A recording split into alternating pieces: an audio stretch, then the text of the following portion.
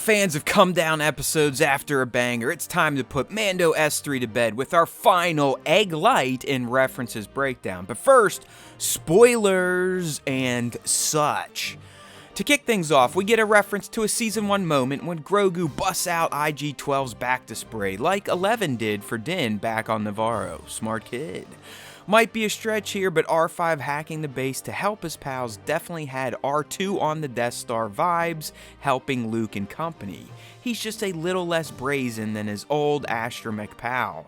Alright, so the stun batons and shields the Imperials were using definitely had Jedi Fallen Order vibes, at least the batons, but also they could serve as Gen 1 riot batons and shields like the ones we saw the First Order using in The Force Awakens.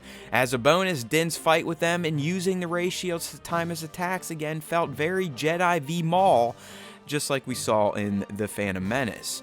So it was finally confirmed that Gideon was cloning himself and wanted to infuse the Force, but my theory with this scene is that it was meant to hint at the possibility that Gideon we've seen this season is actually a clone himself. Hence his lack of mustache and slightly fresher looking appearance these past 2 episodes. Which means he's not actually dead and will more than likely return down the road. No body, no death. Speaking of clone Gideon, he whipped an electro staff just like the Purge troopers used to wield. And finally, the real IG-11 returns Nurse Droid style as the new Marshal of Navarro. Hey, thanks for watching. If you enjoyed this video, please consider liking it and subbing to our YouTube channel. We'd also love for you to join in with our weekly Star Wars podcast.